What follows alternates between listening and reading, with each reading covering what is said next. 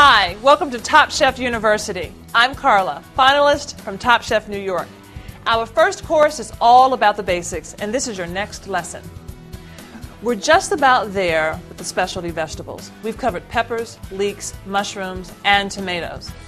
But what about the humble potato? I mean, where would Idaho be without it? And we can't forget the mysterious artichoke. Intimidating in looks, but at the heart, a very simple vegetable. There are a few tips and special techniques that will have you handling these ingredients like a top chef. So let's get started. Potatoes are one of the classic comfort foods of this world. Mashed potatoes, cheesy potatoes, rosemary roasted potatoes, and what about golden crispy French fries? There are many varieties of potatoes, and the easiest way to break it down is into three categories: boiling, baking, and all-purpose. Here are a few basic types to show you the difference and explain some of the basics when it comes to working with these guys. This is a regular boiling potato, or in this case, a red bliss. This type of a potato has more of a waxy texture and has a lower starch content. Hence, if mashed, they will be more lumpy than creamy and smooth. Hence, not ideal for mashed potatoes.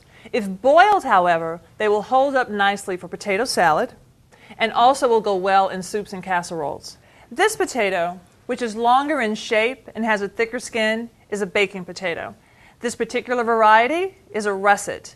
It has a much higher starch content and more floury in texture, thus making it ideal for smashing, mashing, baking, and also frying, when it will have a light, fluffy texture when finished. Finally, and this one is my favorite, we have the all-rounder. They're good for baking and boiling. They hold well together when boiled and produce great French fries and roasted potatoes. They have a high sugar content and great earthy flavor. So what is it, folks? It's the Yukon Gold, the yellow flesh potato. I love them. Oh, okay, back to work. So, to store potatoes, they need to be kept in a cool, dark place, for example, the pantry. If exposed to light, the potatoes will turn green, which makes them bitter and even toxic. It may even cause the potatoes to sprout. If your potatoes are new, which basically means they are an immature version, the skins will be bright and thinner. In this case, you can simply clean them or wash them and cook them as is. If the potatoes have a thicker skin, like these, you either want to remove the skin partially by scrubbing them or completely by peeling them. Now, a good tip for you is after you peel the potatoes, to put them in cold water, because this will stop them from oxidizing and going black while you're working. And we'll just let them sit in there until we're ready to roll.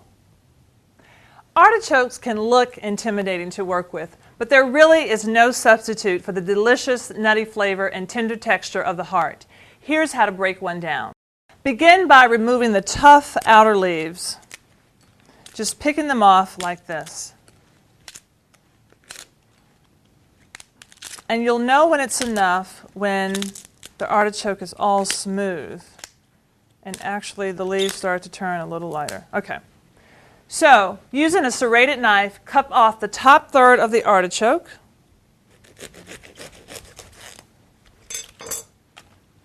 And then trim the stem so it's about 1 inch long. And then with a lemon, I want you to rub it on the exposed part so that it doesn't turn brown. And drop that in the water. We're going to use that later.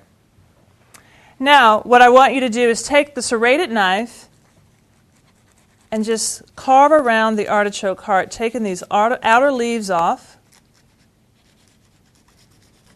Just like that. See that? And then take your paring knife and just carve down like this. It's like whittling. You know, from the South, we used to whittle and whistle at the same time. Cut more of the top off. And then scoop out the heart. This is called the choke. It looks kind of furry and pink.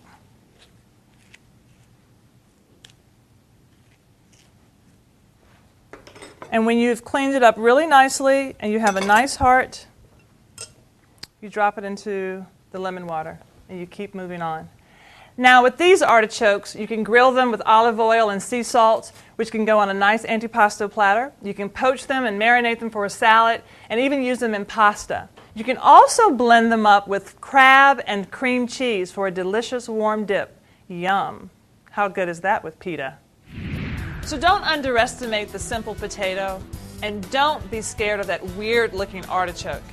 You can't be scared if you're going to be a top chef.